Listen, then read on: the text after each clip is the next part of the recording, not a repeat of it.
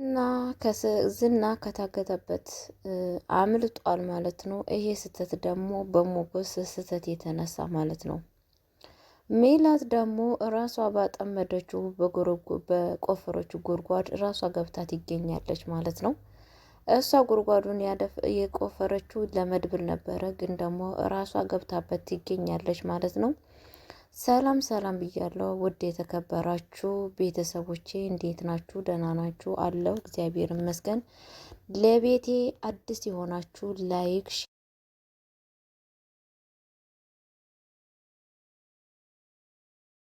በአክብሮት እጠይቃችኋለሁ። ላይክ እያደረጋችሁ አበረታቱኝ ማለት ነው።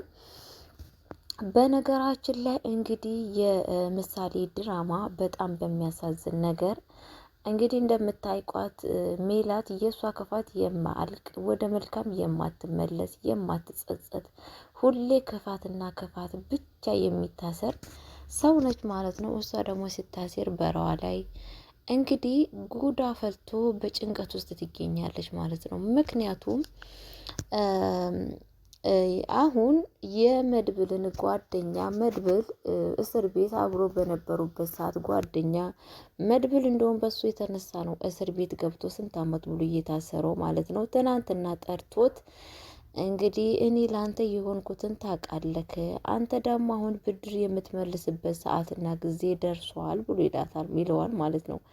አረሺ ያንተማ ብድር በዚህ ብቻ የሚያልቅ ብድር ነው ይለዋል ማለት ነው። እችን ብቻ ካደረክ በቂ ነው፣ እኔ ምንም ነገር ከዚች ሌላ የምፈልገው ነገር የለም ይለዋል ማለት ነው። እሺ ብለው ተስማምተው እንግዲህ እትዬ ሜላት ጋራ ይደውላል ማለት ነው።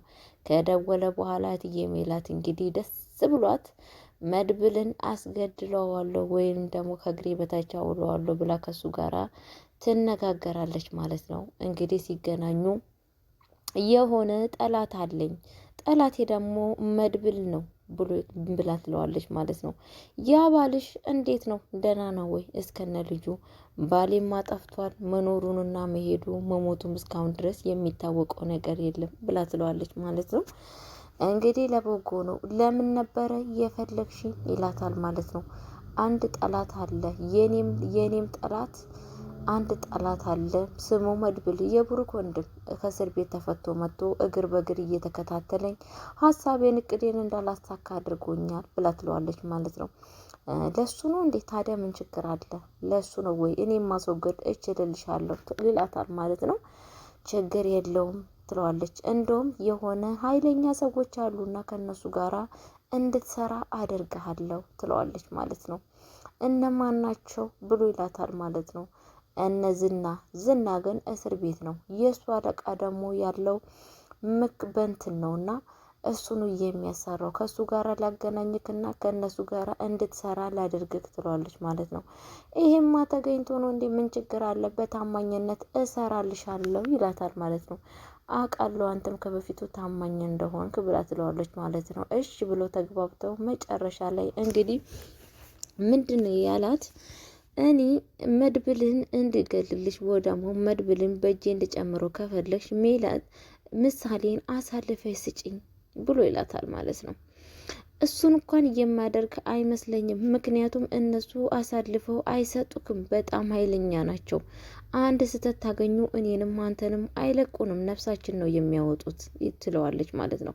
ለሱ ሜላት አትጨነቂ፣ ምን አክል ታማኝ እንደሆንኩ አንቺም ታውቂያለሽ፣ ስለዛን ያለውን ነገር ነግረሽኝ እናስተካክል ብሎ ይላታል ማለት ነው። እስኪ ጠይቄ እነግርሃለሁ ብላ ትላለች ማለት ነው። እውነትም እሷ ጠይቃ እሺ ሳይሏት አይቀርም። ሰዎችም ደግሞ እንደሚያውቁት ምናምን ነገር ከዛን በስራው አንድ ላይ እንደተስማሙና ምሳሌን ያለችው ቦታን ይወስዱታል ማለት ነው። እንግዲህ ምሳሌን ያለችው ቦታ ሲወስድ ሰውየውን እንደ መልካም ሰው ሆኖ ገብቶ ምሳሌን አይዞሽ የኔ ቆንጆ አወጣሻለሁ እንዳትፈሪ ብሎ አላት ማለት ነው። ከዛም በኋላ በስተመጨረሻ ምንድን ያለው ሰውየውን ደም ስሩን ብሎ በቦክስ ብሎ ምሳሌን ይዞ ይወጣል። ምሳሌን ይዞ ከወጣ በኋላ ሁለት ጎረምሶች ውጭ ላይ ይጠብቁታሉ ማለት ነው። ካራቴ የሚችሉ እንግዲህ ወንድ ከሆንክ ይዛካት እስቲ ውጣ ይሉታሉ ማለት ነው። እስኪ እናንተም ወንድ ከሆናችሁ ንጠቁኛ ብሎ በካራቴ ሲባቆሱ በስተመጨረሻ እንግዲህ ምሳሌን ይዞ የወጣው ሰውዬ አንገቱን ደምሱሩን ሲለው ወደዛ ፍንችር ብሎ ምሳሌን ይዞ ሮጦ አመለጠ ማለት ነው። በስተመጨረሻ ደግሞ ማንን ያገኘው መሰላችሁ? እሳቱ ያንን ደላላን መንገድ ላይ ያገኘዋል ማለት ነው። ደላላውን ሳገኝ እንዴ ምሳሌ አንቺ ጠፋሽ ልጅ እናትሽ ትፈልግሻለች አይደል እንዴት ይላታል ማለት ነው። አንተ ታውቃታለህ እንዴ? አዎድ ምሳሌም እኔም አውቀዋለሁ እኛ ቤትም መጥቷል።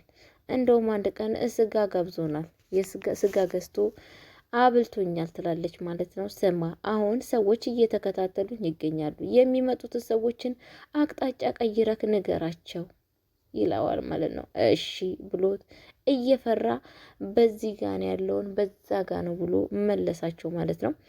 እንግዲህ ሞገስ ምንድን ያደረሰው? ሞገስ ሁሌም ስህተት መስራት ከሱ አይጠፋም ማለት ነው። የዋህነት ነው ምንድን ነው የሚባለው? የሞገስ ስህተት እኔ በጣም ነው የከበደኝ። ሁሌም ስህተት በስህተት ውስጥ ነው የሚታየው። ምክንያቱም አሁን ደግሞ ምን የተፈጠረ መሰላችሁ? ሞገስ እንግዲህ ዝና ሽንቴን አሸናኝ ይለዋል። በሩን እግሩን ፍትት አድርጎ በሩን እግር ፈቶት ሽንቱን ላሸና ይሄዳል። ማለትም ዳጣ ደግሞ እባክህ እንዳትፈታው ከፈታኮ ችግር ነው። መድብል ሲመጣ መድብል እያለ መቶ እሱ ቢፈታው ይችላል። በሆነ ነገር ባረግ አንተን ምንንም ይመታናል። እዚሁ ከዚህ ይጠፋል ብሎ ትለዋለች ማለት ነው። እኔና ሞገስ እኮ ሁሌም ነው እንደዚህ እያደረግን ያለው ብሎ ሲፈታ እንግዲህ ሞገስን ደምስሩኝ ይልና ዝና ለማምለጥ ይወጣል ማለት ነው። ሲወጣ እንዳጋጣሚ ሆኖ መድብል ከተፍ ይልበታል ማለት ነው። ከዛ መድብል እያዳፋው ወደ መጣበት ቦታ አስቀምጦት እጁንም እግሩንም አሳስሮ እንደ በፊቱ አስቀመጠው። ግን የሆነ ስህተት ተሰርቷል። ስህተቱ ምንድን ነው? ዝና ስልክ የሶፋው ስር አስቀምጧል ማለት ነው። በስተ መጨረሻ ምንድን ያደረገው ዝና እንግዲህ ወንበሩን እያሸራተተ ወደ ግድግዳው ጋር ከደበቀበት ስልኩን ከሻፍ ስልክ እየፈለገ ይገኛል ማለት ነው። በእርግጠኝነት ይሄንን ስልክ ካገጠመው ወይ መድብል ወይ አንድ ሰው ካልመጣ በስተቀር ከደወለ ዝና ዛሬ ማምለጡ አይቀርም ማለት ነው። ይሄ ሁላ ስህተት የሞገስ ስህተት ነው። ሞገስ ግን ለምንድን ነው ሁሌ የሚሳሳተው? ምን አይነት ስህተት ነው? አስቦ አይሰራም እንዴ? እኔ በጣም ነው የሚገርመኝ ሞገስ። እኔ ምን አንድ ቀን እንኳን ፍሬ ሳበራ አይቻላቅ ሁሌ መሳሳት ብቻ። ግን አንድ ቀን ፍሬ ያፈራው ምንድን ነው? ምሳሌ ልትታከም ሄዷ እና እነ ሜላትን መኪና ውስጥ ወደ ኋላ ማስቀረቱ ይሄ ነገር በጣም ደስ ብሎኛል። ሌላ ነገር እኔ ብቻ አላቅም። በጣም ሁሌም ስህተት ነው የሚሰራው ማለት ነው። ክፋት የለውም። በክፋት ሳይሆን እኔ በጣም ነው ግርም ይለኝ። ክፋት አለው ብዬ አላስብም፣ ግን ሁሌ ስህተት ውስጥ መግባት አያስብም ሲያደርገው ማለት ነው። እና በጣም የሚገርም ነገር ይሄ መሆን ያለበት ብዬ የማላስበው ነገር ነው ማለት ነው። እንግዲህ መድብል በጣም በሚያሳዝን ነገር መድብል ጋር ተደወለለት። ምሳሌ ከቦታው እንደወጣች ነበረ። ከዛን እሱ ደግሞ ማጋ ነበረ፣ ዝና ጋር ነበረ። ዝናን አንተ ታወጣታለህ አታወጣም? ብሩክ የት እንዳለ አትናገርም ይለዋል ማለት ነው። ብሩክ ወንድሜን ገላችኋል አደለ? እውነቱን ተናገር ስለው ብሩክ ሞቷልም አልሞተምም እኔ ምን አቅልሃለሁ ስለ ብሩክ የምትጠይቀኝ ብሎ ይለዋል ማለት ነው። ስለ ብሩክ ከዛሬ ጀምሮ ምንም ጥያቄ እንዳትጠይቀኝ፣ አለበለዛ ግን ነግሬሃለሁ አርፈ ተቀመጥ ብሎ ይለዋል ማለት ነው። ዝና ደግሞ እንግዲህ መድብል በጣም በደስታ የተነሳ አሁን ምሳሌም ተገኝታለች፣ እንግዲህ አንተ ወዴት እንደምትወጣ ታያለክ ብሎ ስል ጨዋታውን የጨረስክ እንዳይመስል ገና ተጀመረ እንጂ አላለቀም ብሎ ይለዋል ማለት ነው። እንግዲህ በስተመጨረሻ ላይ ልጅቷ ከወጣች በኋላ ያ የዝና አለቃ ሜላት ላይ ደውሎ አንቺ ጉድ ሰራሽን አደለ ልጅ አብራችሁ ይስራ ብለሽ የመጣሽው ልጅቷን ሰርቆ ከቤት ውስጥ ሄዷል ብሎ ይላታል ማለት ነው። በፍጹም ይሄ ልጅ እንደዚህ አያደርግም እንዴ! ከዚህም በፊት እኮ እንደውም እሷን አግቶልኛል፣ በስራዬ ሁላ እየረዳኝ ነበረ። ከመቼ ጀምሮ ነው እንደዚህ ያደረገው? እኔ አላምንም ትለዋለች ማለት ነው። አመንሽም አላመንሽም ወደድሽም ጠላሽም ልጅቷን ይዞ ጠፍቷል። ግን አሁን እሱ ሳይሆን የምፈልገው አንቺን ነው፣ አንቺን መግደል ነው ብሎ ይላል ማለት ነው። እንግዲህ በስተመጨረሻ ማንን ይልካል? የእሱን ተባባሪ ሰዎች ይልክና እንግዲህ ሜላትን አንገቷን እንቅ አድርጎ ሊገላት ማለት ነው። ነፍስ ውጪ ነፍስ ግቢ። እህትዬ ሜላት ማውራት የለመደ ምላስ እንዴት አድርጋ ታውራ? እንግዲህ ኤፍራታ ኧረ እባክህ ልትሞት ነው እኮ አነካት ብትለውም ማን ሊሰማት? ማንም የሚሰማት ሰው ጠፋ።